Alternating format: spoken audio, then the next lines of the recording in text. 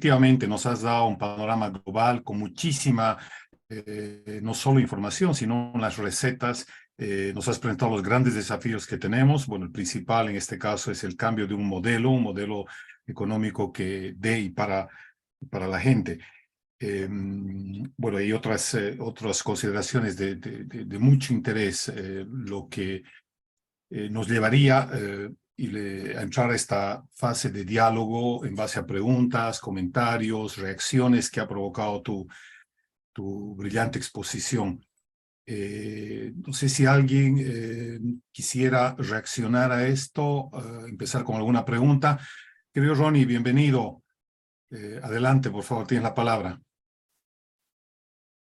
Muchas gracias, Ricardo. Muchas gracias a todos ustedes, al Club de Ginebra. Desde luego, gracias a Enrique, que ha hecho una presentación maratónica y tan detallada y tan grande, que realmente me ha sorprendido muy bien. Como me sorprendió originalmente el estudio que él hace de la evaluación del crecimiento en nuestros últimos años, y donde el punto fundamental, como ustedes todos recuerdan, es que el crecimiento por sí mismo no es bueno en todos los sentidos, que así como la grasa, hay buena grasa y mala grasa en el cuerpo.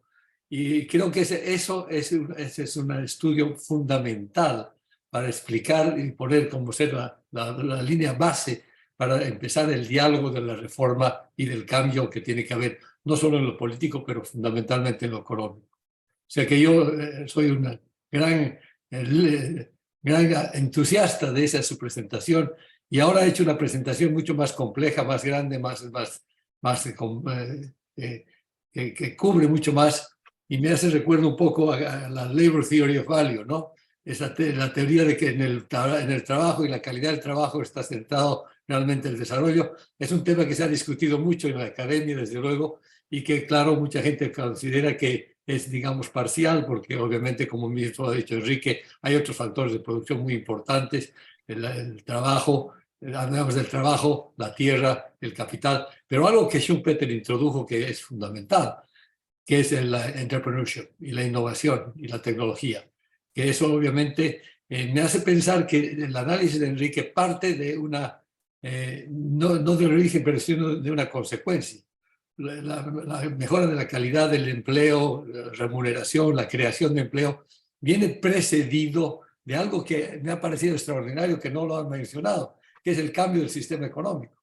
O sea, necesariamente estamos hablando, y a ratos me da la impresión que Enrique está hablando desde el Estado, desde el gobierno, desde arriba. Yo creo que lo primero que tenemos que hacer es quitarle el volante a los actuales conductores del Estado, pues no saben qué están haciendo, nos están llevando a un barranco y no saben qué están haciendo. Y yo interpreto que Enrique da por descontado la necesidad de cambiar el modelo económico, obviamente desde un modelo estatal, centralizado, estatista, básicamente un gobierno de corte socialista, y que tenemos que ir obviamente a un sistema de mercado, un mercado adecuado a las condiciones de Bolivia, pero donde la creación de empleo, la competitividad, todos estos aspectos, la innovación, viene dado por la dinámica del mercado y no por el Estado.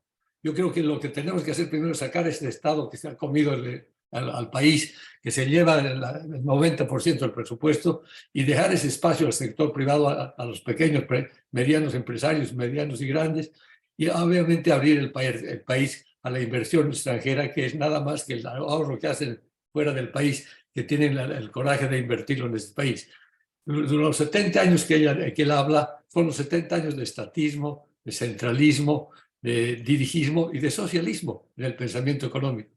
O sea que creo que si le ponemos como antecedente el cambio del modelo, el cambio del sistema económico, no del modelo, el sistema económico, a un sistema de mercado competitivo y abierto, ¿no es cierto?, con un Estado más pequeño pero mucho más eficiente, estamos hablando de otro juego, y entonces sí, lo que dice Enrique es algo que puede darse en ese nuevo sistema.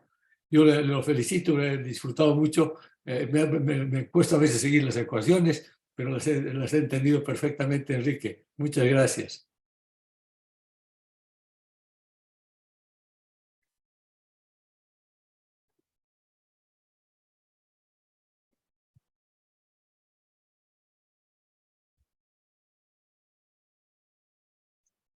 Ricardo, estás con tu micrófono apagado. Perdón, gracias. Lo que pedía, gracias, Ronnie, pedía a alguien si alguien tiene algún otro comentario o pregunta a lo expuesto por Enrique. ¿Puede Hay una levantar mano la mano? levantada, hay una mano levantada. Sí, adelante, Joshua, ¿no? Sí, muchas gracias, muy buenas tardes. Bueno, mi nombre es Joshua Bellode, está ahí en la pantalla, creo. Sí sé que algunos no me deben conocer, en realidad recibí una invitación de Enrique Velasco, al cual primero felicito por todo el trabajo que ha estado haciendo, ¿no? No solo ahora en esta última etapa con esa serie de artículos y la propuesta que está lanzando, sino porque ha escrito pues durante muchos años muchas cosas y yo me he leído todo lo que Enrique ha escrito. Y de hecho, pues aproveché también su experiencia y demás para la publicación de un libro que hice donde él hace un comentario. Entonces, primero, agradecer por darme unos minutos para poder expresar algunas ideas al Club de Ginebra, a todos los presentes. Y bueno, con todo el cariño y respeto del mundo, pues quiero hacer algunas críticas a lo que ha propuesto Enrique. Coincido en gran parte con lo que ha dicho Ronald McLean, un poco desde el punto de vista matemático, si bien esas ecuaciones que nos ha presentado son muy interesantes, creo que sirven mucho para el diagnóstico, pero no sé si para la propuesta. Primero, porque es la ecuación madre que ha presentado, parece que está en términos nominales y no en términos reales. Y eso hace que precisamente algunas cosas queden en el ámbito exógeno y no endógeno, ¿no? El problema que tiene Bolivia es un problema de oferta, eso debe quedar claramente. Bolivia no produce. Y el empleo se crea a través o el empleo, esa demanda, digamos, se crea a través inicialmente de un ingreso. Y ese ingreso, pues, se crea a través de la producción. No existe otra forma. Y el gran problema en Bolivia, dada la elevada participación del Estado, ha sido siempre que hemos tenido una economía muy keynesiana, muy dirigida por la demanda efectiva. Y la demanda efectiva es la que ha apoyado precisamente la política rentista de todos los gobiernos en la historia de Bolivia. Un gobierno grande, rentista, extractivista, que ha tratado de mantener una demanda agregada con la idea, digamos, de que la demanda podría crear su oferta. Y eso no es cierto. El problema mayúsculo de Bolivia es precisamente que no podemos crear oferta y por eso que en los últimos años hemos tenido que acudir a una política agresiva de incrementar la demanda agregada a través de cosas ficticias, ¿no? A través de esas rentas, la renta gasífera en este caso, la principal causante, pero a través de otro tipo de transferencias del Estado hacia la demanda, hacia los agentes económicos. Y esta es precisamente la política que nos ha llevado al fracaso en este momento y al borde, digamos, de una debacle económica. Entonces, creo que según mi percepción, debemos trabajar más en las causas de por qué el mercado no ha sido capaz, por ejemplo, de crear oferta. Esa es la discusión que hago en el libro que publiqué, perdón que me haga propaganda, pero quería tocar este tema. Creo yo que, gracias, creo yo que los agentes económicos no pueden producir, y hablaba de ese Estado que había confiscado todo, no pueden producir porque, por ejemplo, no tienen acceso a los factores productivos. Para referirme específicamente a esto, por ejemplo, nuestros campesinos, los productores de quinoa o cualquier tipo de productor, no tiene acceso a la tierra, no puede disponer de su tierra porque no hay una propiedad privada que básicamente ha sido confiscada por el Estado. En el occidente tenemos las tierras comunitarias de origen, la tierra es comunal, no es embargable. En el oriente todavía hay muchas parcelas pequeñas, ¿no? Tierras agrícolas pequeñas que tampoco son embargables y obviamente uno no puede hacer negocio con lo que no es suyo. Un amigo me daba el otro día un ejemplo también con los gremiales. Los gremiales tienen un puesto en el mercado, pero ese puesto en el mercado pertenece a la alcaldía, no es un puesto suyo. Entonces, ¿cómo es posible que ellos tengan la seguridad incluso jurídica para poder producir? Entonces, ese es el gran problema, digamos, que tiene la economía boliviana. Y por supuesto, dentro de todo esto, también el papel de la tecnología. Bolivia tiene un rezago productivo. ¿Por qué? Porque no teníamos una economía como la economía mundial que avanzaba mucho y en realidad todo lo hemos tenido que adoptar. No es que haya sido creada por la propia historia y actividad económica boliviana. Entonces, creo yo que el Estado, al ser un facilitador de la economía, o por lo menos esa es mi percepción, el Estado solo debería facilitar la vida de los ciudadanos. Un rol importante que sí le podríamos asignar al Estado boliviano es precisamente el rol de achicar esa brecha tecnológica entre Bolivia y el mundo, que hoy en día, gracias a la globalización, al Internet, a la tecnología misma, pues es mucho más fácil y mucho más factible y, por supuesto, mucho más barata. Entonces, creo yo que debemos trabajar precisamente en la base, ¿no? En darle las condiciones a los agentes económicos de que puedan acceder y usar los factores productivos. Lamentablemente, entonces, el Estado gigante ha confiscado la riqueza de los ciudadanos y no nos dejan producir y, por lo tanto, el mercado tampoco funciona. Por eso hemos tenido que acudir a las importaciones baratas durante todos estos años, ¿no? Entonces, esa es un poco mi idea. Que está expresada en mi libro, que Enrique lo conoce perfectamente, por supuesto, y me encantaría alguna vez o poderles compartir. Tengo un link, tal vez les puedo poner al chat para los que están interesados. Tengo una propuesta de política para cambiar la estructura económica del país y para transitar de una economía estatista a una economía de mercado, con la ayuda del Estado, sí, lamentablemente, es pues nomás un agente político que inevitablemente participa, pero son, digamos, 5 años de transición. Con esto termino, creyendo efectivamente que el mercado es la única institución capaz de poder asignar eficientemente los recursos en una economía, la riqueza, ¿no? Entonces, me quedo ahí en el comentario. Muchas gracias. Felicitar nuevamente a Enrique. Sé que el esfuerzo que ha hecho es realmente grande y pone en discusión toda esta temática de importancia para todos los bolivianos y, por supuesto, también para todos los que están en el exterior. Gracias.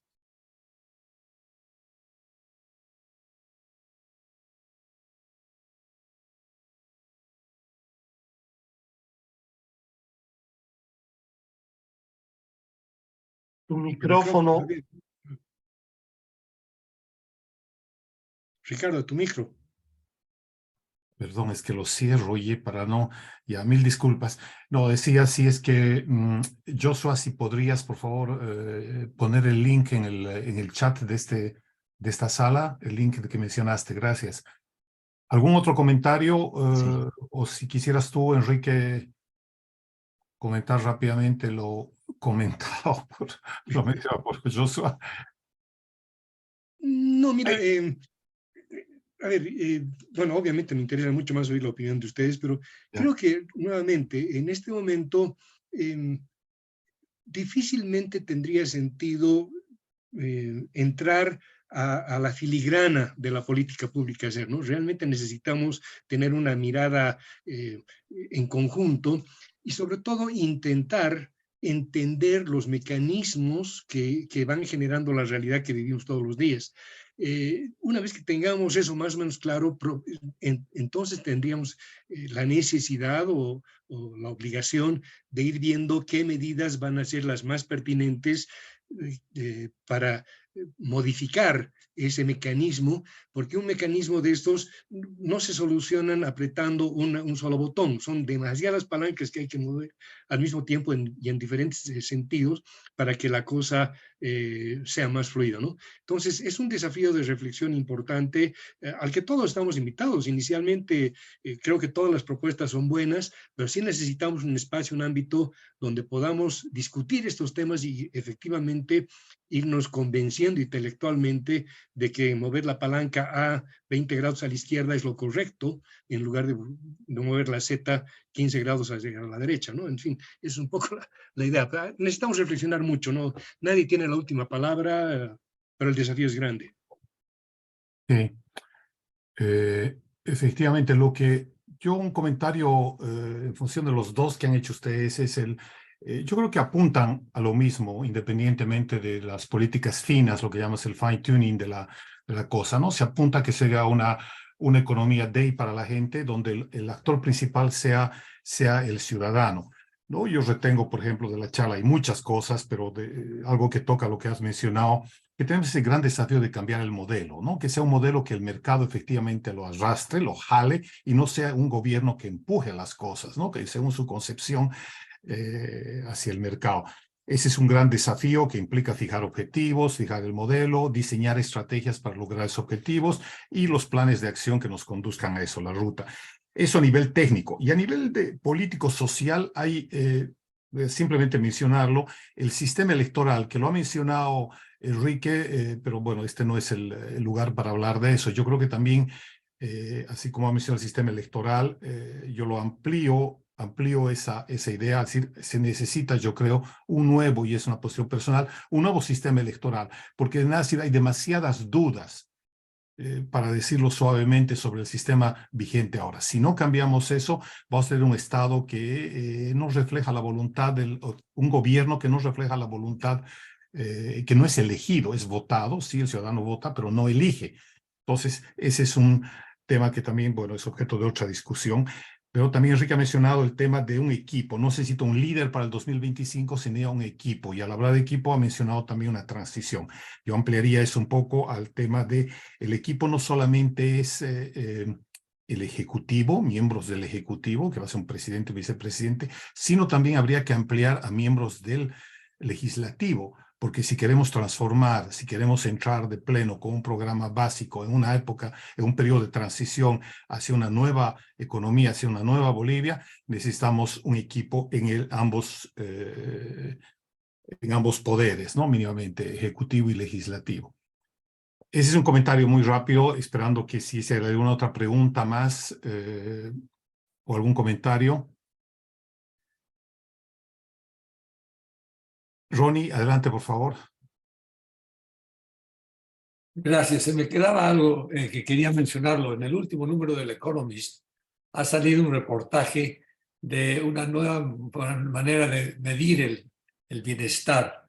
O sea, crecimiento no es igual necesariamente a bienestar, y había estado pensando en Enrique precisamente me parece un artículo muy interesante donde incluso excluye todas las cifras económicas para medir el bienestar, y me parece un tema muy interesante que quería yo enfatizarlo y llamar la atención de Enrique, porque me parece que es muy importante esa comprensión de que no se trata de ponerle más plata, gastar más a como dé lugar, porque como hemos visto, la calidad del gasto, por ejemplo, y la falta de gasto en el sector social, en educación, en salud, en una serie de otras áreas que tienen que ver más bien con el bienestar, más que con la economía misma propiamente dicha, era muy importante. Yo creo que esa contribución de Enrique tiene que ser más conocida, más difundida, porque lo primero que tenemos que tener es la capacidad de rebatir al modelo actual, pero sólidamente. Y Enrique es una de las pocas personas que ha dado un marco general que sirve para aquello. Las críticas aisladas al tipo de cambio, a los subsidios, etcétera, están bien, pero no dan una visión general de la evaluación de estos 15 o 18 años o lo que sea, para que en base a eso planteemos la alternativa de un modelo distinto. Y como decía casi en caricatura, ¿cuál es el modelo? Todo lo contrario del actual. O sea, elijan un aspecto, todo lo contrario. Eso es lo que hay que hacer. Gracias. Ok, gracias, Ronnie. Hay un tema, también un punto que esperemos que genere también alguna reacción, es el tema que Enrique lo ha mencionado, pero no lo hemos desarrollado. Una vez más, no podemos hablar de todo, hagamos de otras reuniones. Yo creo que la condición también, una condición, podríamos decir, la básica para todo cambio es la educación, ¿no? La educación y el conocimiento de la gente. No hemos desarrollado eso, si bien está mencionado, Pero creo que eso es básico. No podemos pretender hacer todo todas las ideas, etcétera, si no hay un mínimo de educación general, estandarizada en Bolivia y de acceso al conocimiento, ¿no? Esa es una gran reforma también al mismo nivel que la justicia y otras que han sido citadas. Y en este caso del modelo económico es particularmente relevante el tema de la educación. No sé si sobre este tema hay algún comentario o que esto genere comentarios sobre otros factores. A ver, Enrique. sin duda, yo soy un absoluto convencido de que la educación es fundamental para el desarrollo, para la construcción y reproducción y creación de valores en la sociedad. Pero el problema es que si tú te dedicas hoy al tema de la educación, los efectos, los resultados los puedes tener en una generación, si no son en dos, ¿no? Eso significa 20, 40 años hacia adelante. El gran desafío es un poco lo que pasó con China a la muerte de Mao Zedong.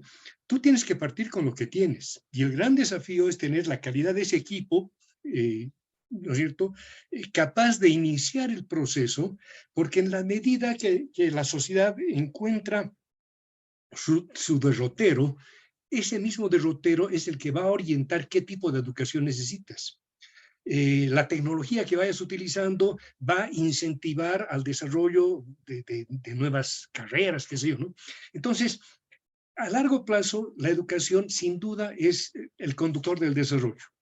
Pero para poner en marcha el proceso, necesitas partir con lo que tienes. Y lo que tenemos lamentablemente hoy en Bolivia es un sistema universitario que es una lágrima, un sistema educativo en general que es una lágrima. Entonces, cuando yo pienso en el equipo, si bien pienso en diputados, senadores, ministros y todo, estoy rogando a Dios que nos permita tener 50 profesionales capaces y bien intencionados que puedan comprometerse con este proyecto, ¿no?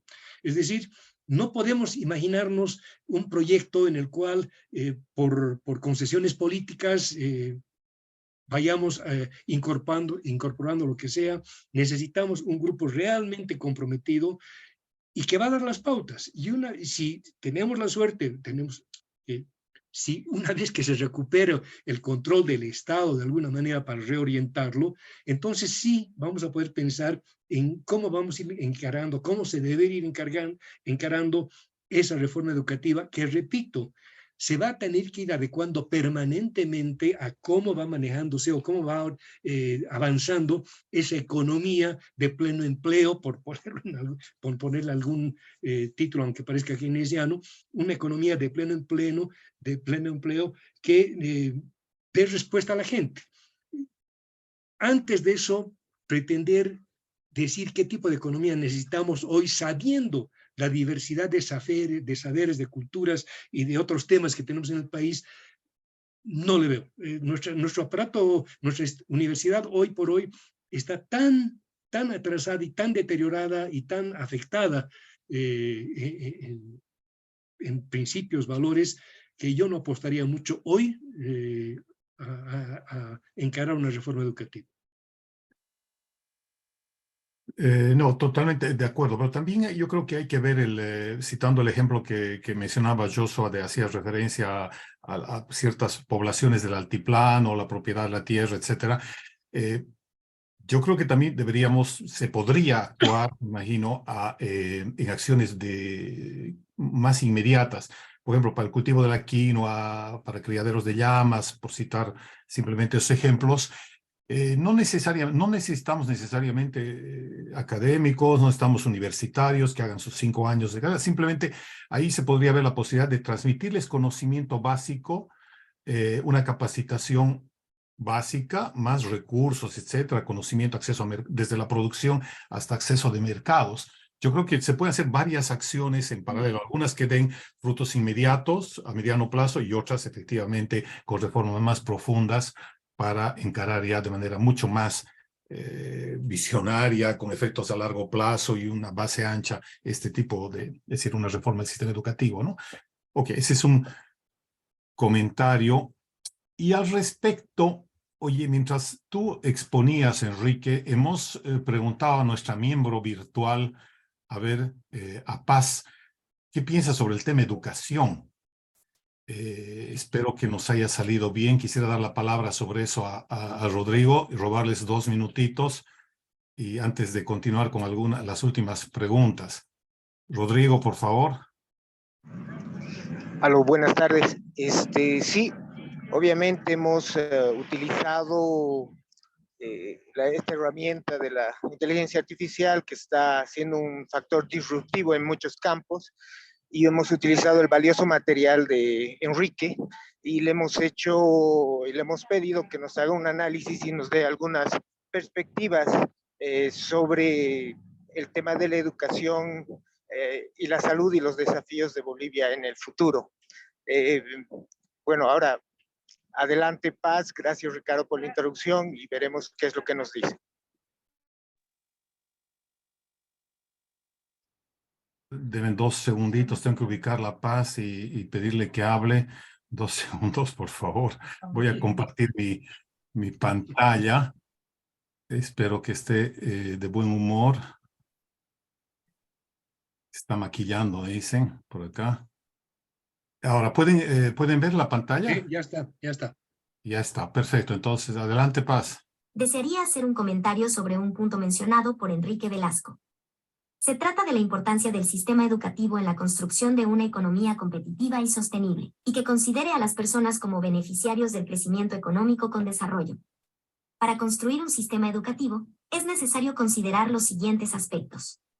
Promover una educación de calidad y equitativa que garantice el acceso a la educación para todos los niños y jóvenes, independientemente de su origen socioeconómico o cultural. Fomentar la formación técnica y profesional para desarrollar habilidades y competencias necesarias para el mercado laboral, especialmente en sectores estratégicos como la agricultura, ganadería, los recursos naturales, la biodiversidad, el turismo y las energías renovables. Incentivar la investigación científica y tecnológica para impulsar la innovación y el desarrollo de nuevas industrias y emprendimientos. Fortalecer la educación en valores como la solidaridad, el respeto a los derechos humanos, la tolerancia y el diálogo intercultural para fomentar una sociedad más inclusiva y democrática. Promover una educación ambiental que fomente prácticas sostenibles en todas las áreas económicas y sociales del país. Establecer alianzas entre empresas, universidades e instituciones gubernamentales para desarrollar proyectos conjuntos de investigación, de desarrollo y de innovación. Si miramos en un horizonte de largo plazo, es importante tener en cuenta que se espera un mundo cada vez más globalizado e interconectado. Por lo tanto, Bolivia deberá estar preparada para competir en un mercado regional y global cada vez más exigente. Además, se espera un mayor énfasis en el desarrollo sostenible y en la lucha contra el cambio climático. Por lo tanto, es importante que Bolivia desarrolle una economía sostenible que tenga en cuenta estos desafíos globales. Para concluir mi intervención, señalar que un sistema educativo debe estar respaldado por un sistema de salud accesible y de buena calidad que considere los siguientes aspectos. Garantizar el acceso universal a la atención médica, independientemente del origen socioeconómico o cultural de las personas. Fomentar la prevención y promoción de la salud a través de campañas educativas y programas comunitarios que aborden temas como la nutrición, el ejercicio físico y la prevención de enfermedades. Fortalecer el sistema de atención primaria de salud para garantizar una atención integral y continua a lo largo del ciclo vital. Incentivar la formación y capacitación continua del personal médico y sanitario para mejorar la calidad de los servicios prestados. Promover la investigación científica en salud para desarrollar nuevas tecnologías y tratamientos que mejoren la calidad de vida de las personas. Gracias.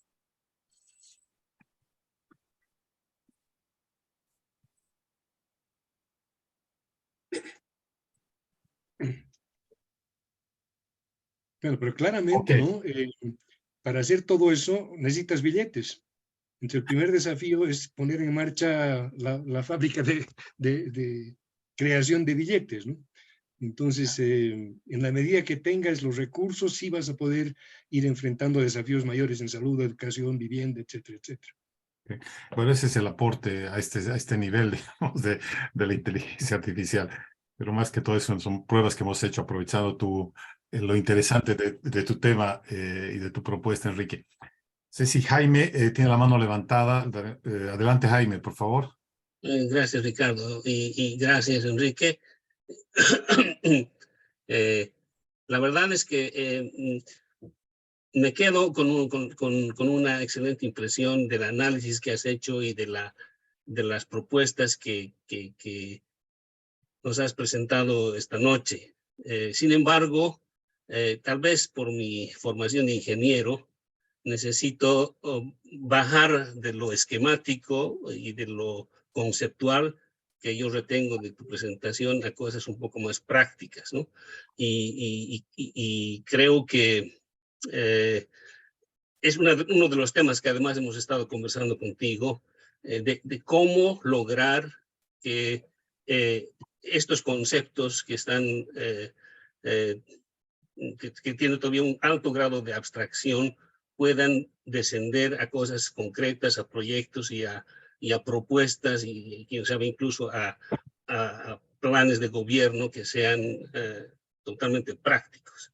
Entiendo que esto conlleva una discusión, una conversación con diferentes tipos de actores y líderes en el ámbito empresarial, académico, etcétera, en Bolivia. Y a lo mejor yo creo haber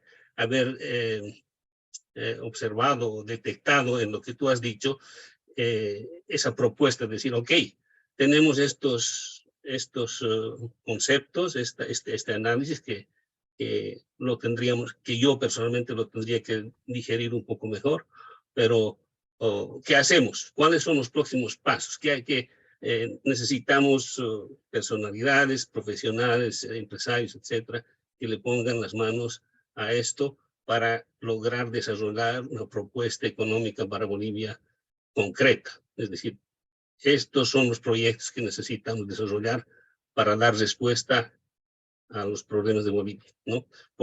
Sabemos que hay cosas que están mal, sin duda hay cosas que han cautivado la esperanza de ciertas clases de la población boliviana en lo que ha hecho el MAS, ¿no? Y todo proceso de implementación de un plan económico tiene que también seguramente considerar estas cuestiones sociales, ¿no? De la receptividad de un plan o de una propuesta en los diferentes estratos de la sociedad boliviana. Entonces, yo creo que debiéramos tratar de definir un pequeño plan de acción para que esto vaya progresando hacia eso que tú, creo, nos has propuesto esta noche. A ver, sí, efectivamente, en la presentación lo que estoy enfatizando es en la necesidad de construir una institucionalidad base que permita algún grado de éxito a ese tipo de proyectos, ¿no? En el caso de nuestro país, lamentablemente en nuestra historia, estamos llenos de proyectos pilotos exitosos, ¿no? Pero que nunca se han podido replicar, nunca se han transformado en parte de la visión de país. Y entonces ahorita podríamos hacer la lista. Simplemente, si tú ves el plan de la Agenda 2025, cualquier cosa, los propios objetivos del desarrollo sostenible, estamos llenos de proyectos y de cosas que se deberían hacer. Pero en la medida que no tengas la institucionalidad que se comprometa con ciertas acciones fundamentales, nada de eso tiene sentido. Todo va a quedar nuevamente en un proyecto, ojalá exitoso por lo menos, pero normalmente en un proyecto fracasado, ¿no? Lo que estamos viendo con el tema del litio, le hemos metido 800 o 1,000 millones de dólares en hacer piscinas, que ya en los 80 sabíamos que la piscina no era la respuesta por el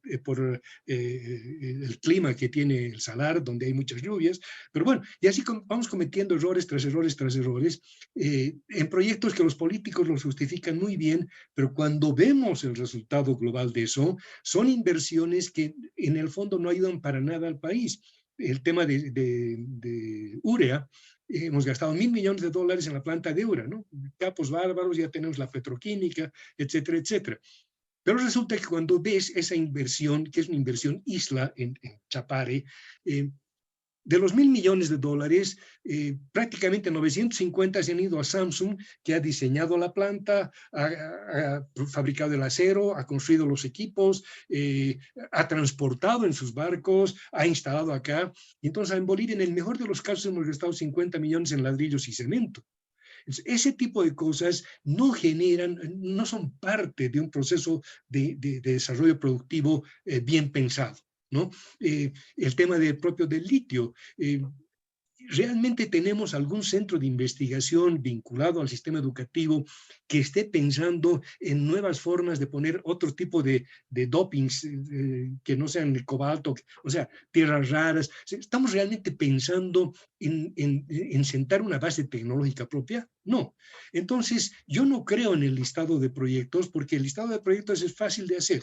El tema es de construir la estructura capaz de llevar adelante proyectos y lograr resultados, ¿no? Ese es el desafío. Gracias, Enrique.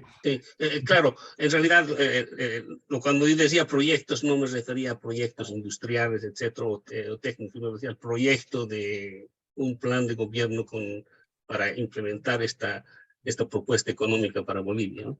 Pero, entre otras cosas, yo siempre me pregunto cuál es el impacto económico, cuál es el costo de la verdad en Bolivia, ¿no? Porque el no tener datos confiables, no tener una versión fiable de lo que pasa en Bolivia, conlleva un impacto económico tremendamente negativo a todo lo que uno pueda imaginar, ¿no? Pero bueno, es otro debate. Gracias, Enrique. Bueno, en temas políticos probablemente no soy el más adecuado para responder. Quizá Ronnie podría ayudarnos. El tema político, yo soy cero a la izquierda. A ver, Ronnie, luego Milton, Leia, que está pidiendo la palabra, pero adelante, Ronnie, pues, sobre el tema Cuando lo escuchaba Enrique decir que hay que tener un equipo, pero ese equipo tiene que tener una contraparte política. Lo más difícil no va a ser tener un buen diagnóstico y un buen plan, porque creo que entre la gente que está en Bolivia y la que está afuera, los bolivianos que están afuera, y además el conocimiento se ha hecho universal, o sea, hoy día ya no hay una cosa tan cerrada. La unidad de análisis ya no puede ser solo el país, en todos los temas que estamos hablando. El litio no puede resolverse en el uni, por así decir. Vamos a tener que entrar, ese es un tema muy grande y hay que entrar en grande con los que saben, con los que tienen capital, etcétera, etcétera, ¿no es cierto? Yo creo que ese es el primer cambio de chip que tenemos que hacer, es que ya el problema boliviano no es solo boliviano. Está inmerso en un esquema continental de ataque y de defensa, porque estamos sometidos al ataque, por así llamarle, ¿no es cierto?, de un sistema continental que tiene un plan para todo el continente que está implementando en México, Argentina, Venezuela, etcétera, etcétera. Hoy en día el 90% de la población sudamericana está debajo de esos regímenes, incluyéndonos nosotros. Entonces, ¿dónde podemos mirar? A ver, el tema de la educación, que a todos nosotros obviamente lo cultivamos, hemos invertido en nuestra vida años en aquello. El pueblo americano, en términos normales, no es un pueblo muy culto, pero en temas económicos la tiene clara. O sea, los incentivos están alineados de tal manera que esta economía funciona, con todos sus problemas, pero funciona, y nos ha demostrado además que ha dado saltos tecnológicos inmensos en los últimos 10, 15 años, que ha dejado atrás a China y a Alemania y a Japón y a todo el mundo, porque el sistema funciona. Y aquí yo les quiero hacer una reflexión. En el tema político, que es lo que realmente nos va a costar mucho resolver, tenemos que mirar alrededor nuestro. Y miren ustedes a Chile. Chile nos está dando el ejemplo, y no las élites ni los partidos políticos, el pueblo chileno nos está dando el ejemplo de su rechazo contundente a la constitución plurinacional, al proyecto de Boric, etc. ¿Por qué? Porque en Chile se han dado 30 años de liberalismo económico y de prosperidad. Y ahí está el tema. Cuando la gente percibe la prosperidad, no la abandona y no la sacrifica. Y eso es lo que nosotros no hemos tenido. Nosotros tendimos la mesa en 40 años con el tema del gas con Brasil, que se empezó en el 73 con Geisel, firmamos los contratos el 93 cuando yo era canciller, con Jaime Paz, y el 2003, 10 años después, teníamos gasoductos, teníamos contratos, teníamos exploración, teníamos reservas, y lo pusimos en la mesa y se la llevó a Evo Morales. ¿Ok? Y esa prosperidad se ha acabado. No hemos tenido años de prosperidad. Y la prosperidad es la vacuna contra el populismo. Miren ustedes que en Chile los indígenas han votado 80% contra el proyecto de Boric. Los pobres en el norte, en Antofagasta, Arica, etcétera, y en el sur, 78% en contra. Es más bien la clase media en Santiago que más o menos les dio algún apoyo. Y eso no es cuestión de educación formal, es la educación de vida. Y yo quiero adoptar una frase maravillosa. El otro día escuché a una señora, una cholita del mercado en La Paz, que dijo, el capitalismo es tecnología. Y no hay mejor definición que eso. Y cuando eso les ha entrado aquí a la gente, ese es el mejor camino al tipo de conocimiento que necesitamos que la gente tenga y que lo sienta. Me acuerdo cuando Palenque decidió pelearse con Chile y dijo, no vamos a importar nada de Chile, y las señoras del mercado se les rebelaron de ninguna manera. Todos los yogurts y todo vienen de Chile. O sea que en el tema económico tenemos que vincular esos incentivos alineados con el tema político. Y yo creo que esa es nuestra única salida y creo que lo que está pasando en Bolivia y lo que está pasando en Chile, ampliemos nuestra unidad de análisis y lo que está pasando en el resto de América, debíamos interiorizarlo a Bolivia para que nos demos cuenta que hay gente y la gente del pueblo que sabe mejor por la experiencia propia, la prosperidad.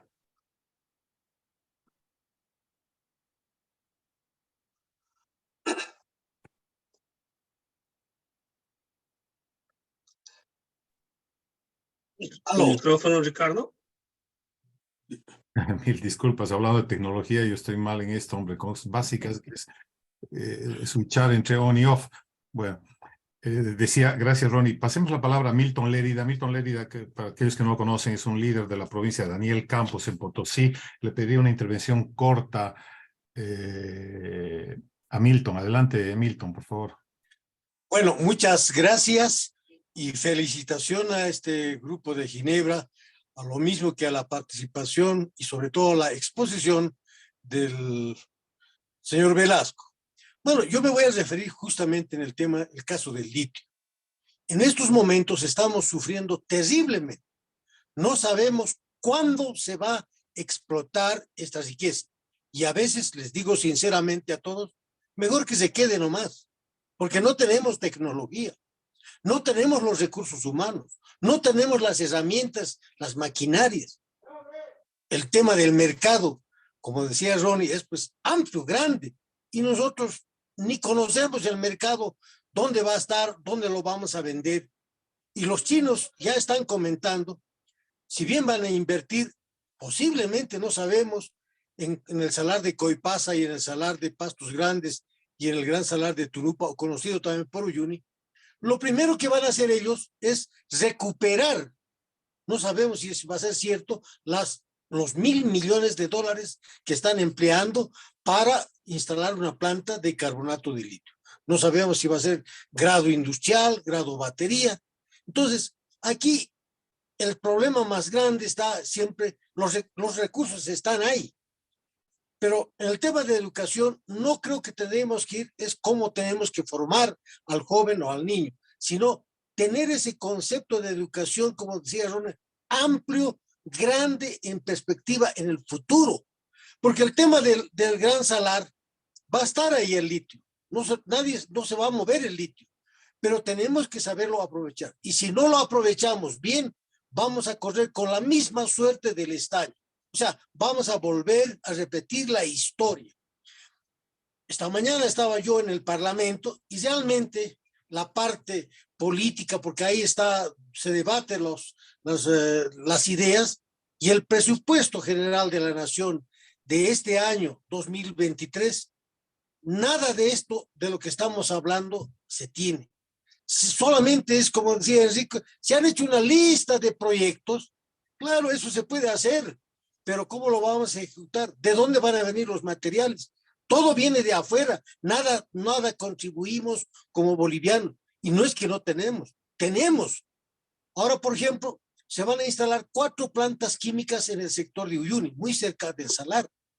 Todos hablan muy bonito, pero para que funcionen esas plantas químicas, todos van a utilizar el azufre. Y desgraciadamente, pocos son los profesionales que conocen cómo se refina el azufre. O sea, estamos en un nivel de conocimiento tecnológico tan bajo que yo no sé si vamos a alcanzar esta década, para poder industrializar. El gobierno ha dicho, o el presidente ha indicado, que vamos a hacer funcionar esas plantas, 4 plantas químicas, y vamos a sustituir las importaciones que supuestamente son los que afectan a la economía. Y yo no sé si va a hacer eso, no sé si lo vamos a lograr o lo va a lograr el gobierno. Pero esto es más o menos para que tengan en claro. Estamos sufriendo nosotros. ¿Cuándo va a ser el tema de la ley del litio? Hasta ahora no se ha definido cómo va a ser esa situación. Y no hay la perspectiva. El gobierno está metido en otras cosas, nada de pensar en el modelo, peor el modelo matemático, contrabando, dice, estamos luchando, contrabando pasa por la frontera como Pedro por su casa, y los que miran son los mismos del gobierno. Y ahí le doy la razón, es que hay que tener una institución, y esa institución no existe en las fronteras, no existe a nivel de las provincias, el departamento y a nivel nacional. Estamos ahorita metidos en otros problemas que el desarrollo económico poco o nada le importa. Pero bueno, yo he llegado un poco atrasado, de todas maneras felicito, sería muy bien que podamos seguir haciendo este tipo de análisis mucho más específicos para que luego vayamos a lo más grande. Muchísimas gracias, será hasta cualquier oportunidad.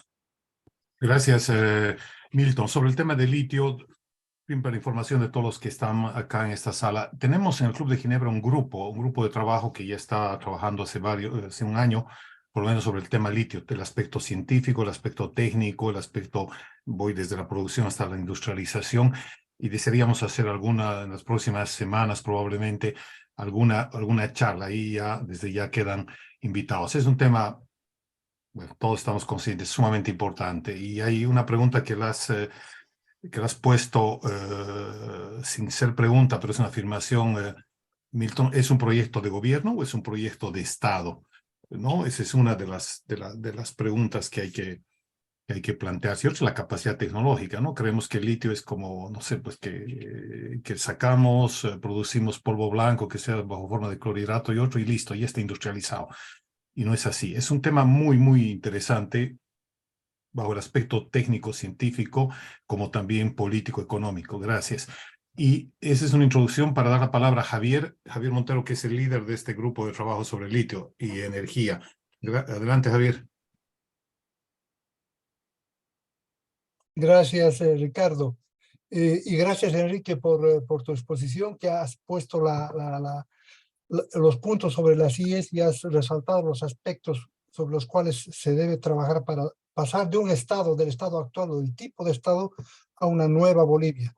Y Ronald también decía claramente, ¿qué se debe hacer? Pues hay que hacer justo lo contrario de lo que dice el Estado. Efectivamente, el Estado actual, ¿qué hace? Busca extractivismo a perpetuidad, les encantaría. Y luego volverse el papito, el padre. Ellos ponen empresas a costos exorbitantes en lugares y con materias primas inexistentes o con poco disponibles, con pocos estudios o ningún estudio, creando una dependencia. Es lo que buscan, crear una dependencia de la gente hacia ese Estado. El Estado que con migajas se captura a la gente, al voto de gente poco capacitada, poco instruida, poco formada. Entonces tenemos que llegar a otro paradigma. Un Estado se forma por el esfuerzo, el progreso de un Estado es por el esfuerzo de cada uno de nosotros y de las personas que crean empresas pequeñas, empresas medias, empresas grandes. Pero Bolivia, el Estado hace justo lo contrario. Toda iniciativa privada es amputada en su raíz. Crear la empresa, impuestos. Antes de que la empresa haya producido un centavo, ya está la hoja de impuestos en la mesa. Obstáculos a nivel laboral, leyes y reglas laborales tan estrictas y tan brutales que nadie se atreve a emplear a nadie. O sea, todos quieren trabajar por su cuenta o al negro. Y los empleadores no quieren emplearlo, y es lógico, ¿no? Porque después es una carga de la que no logras deshacerte, porque el mismo Estado hace que la máquina no funcione. Yo soy ingeniero mecánico y comparo una máquina. Son como engranajes a los cuales les echas tierra, arena, piedras en lugar de ponerle aceite. Tenemos que aceitear la máquina, liberar, hacer que crear empresas sea más fácil. El tema impositivo hay que partir de otro lado y dejar que la gente trabaje.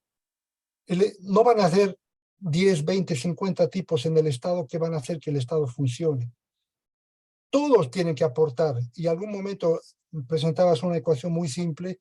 Es el trabajo de cada uno que crea el valor agregado, y el valor agregado se va a ir sumando y va a generar una Bolivia más próspera. Entonces, el mensaje que has dado es muy bueno, Enrique, gracias.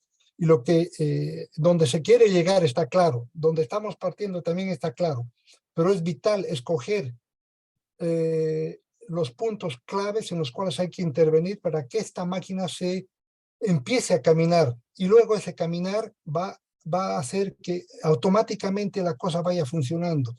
Se necesita tiempo y la gente es impaciente. Un año, 2 años no son suficientes, hay que ir más rápido. Gracias. Ok, gracias, Javier. Jorge Villegas pidió la palabra. Adelante, Jorge. Buenas noches, respetados compatriotas. Soy absolutamente nuevo en el grupo. En primer lugar, les agradezco por la invitación. Brevemente, yo sé que no tengo mucho tiempo, voy a ser lo más objetivo posible. Yo vivo en el Brasil, soy inmigrante, nací en Sucre, estudié en Bolivia. Estoy aquí en Brasil ya hace algunas décadas. Y entro a este debate con mucha curiosidad, a pesar de que ya participo de instancias de discusión y de debate de la problemática boliviana en diversos grupos. Hay gente que organizó grupos en Buenos Aires, hay gente en Barcelona, hay gente en Italia, en fin. Y tenemos un denominador común, nuestro amor por la tierra, nuestra nostalgia, nuestra necesidad de participar y de contribuir, nos lleva a este tipo de eventos, a este tipo de discusiones, en las cuales hay una cuestión que me parece que tal vez sea la más importante, común a todos, la ansia poder colaborar con la tierra que nos vio nacer. Participo de varios tipos de niveles de discusión, tanto desde el punto de vista político, social, técnico y de profesión. Y, en fin, son debates muy interesantes, como por ejemplo el actual, en el cual escuchamos a personas con un elevado conocimiento, ya sea social, o ya sea político, o ya sea tecnológico o económico, donde se coloca una serie de medidas, algunas un tanto obvias, porque es evidente que tenemos que mejorar el poder adquisitivo, tenemos que mejorar el PIB, tenemos que mejorar los salarios, tenemos que aumentar los empleos, tenemos que aumentar nuestra productividad, etcétera, etcétera, etcétera. Como les digo, esto es un tanto obvio.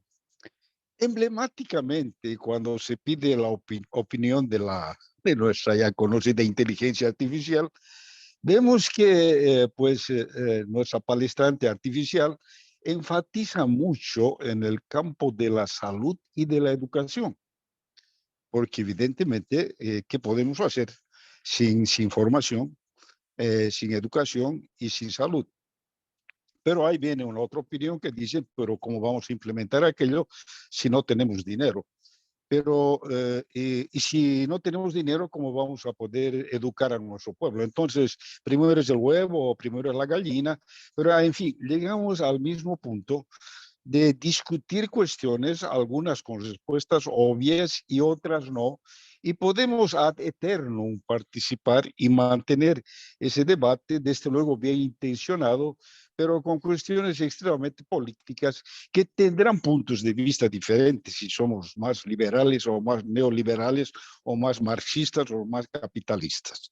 Pero independiente de este debate, que es absolutamente necesario, lo que siempre me ha preocupado es cómo nosotros, los bolivianos en el exterior, podemos contribuir con la realidad boliviana, que me parece que es la esencia de todas estas nuestras actividades. Y esa es nuestra capacidad de influir en los destinos en las políticas bolivianas necesariamente pasa por el campo político partidario, el cual no es muy agradable a la mayor parte de nosotros porque relacionamos mucho al político con el corrupto. Yo no me meto en política, aquella cuestión que me parece desastrosa y sin la cual no creo que podamos el mejor proyecto que elaboremos, inclusive con ayuda de la inteligencia artificial, poder llevar a la realidad. Si no tenemos canales activos, canales efectivos de participación en las instancias políticas bolivianas, porque nos guste o no nos guste, es a través de la política inventada por los griegos, y para eso fue inventada la política, para administrar el bienestar de los pueblos.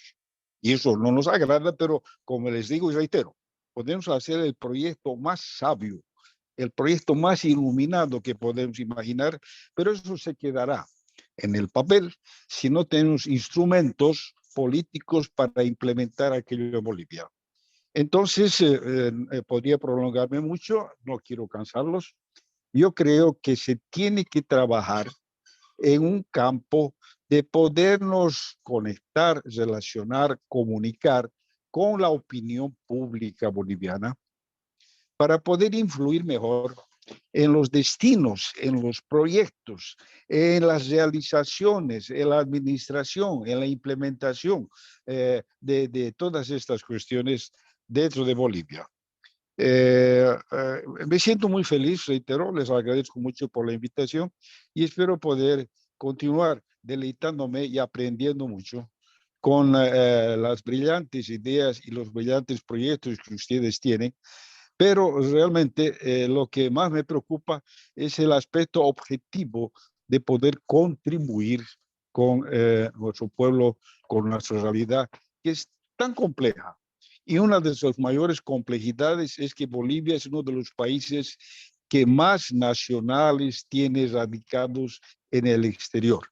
Esto da una peculiaridad a Bolivia y nos deja con un compromiso moral, con un compromiso ético, con un compromiso material, pero impagables con relación a nuestra patria. Muchas gracias y un abrazo para todos. Buenas noches.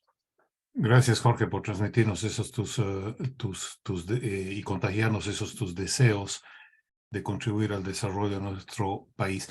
Para concluir, preguntar si Edgar, Lisette, que quisieran intervenir, visto que ha intervenido en el chat, pero si quisieran hacerlo de viva voz.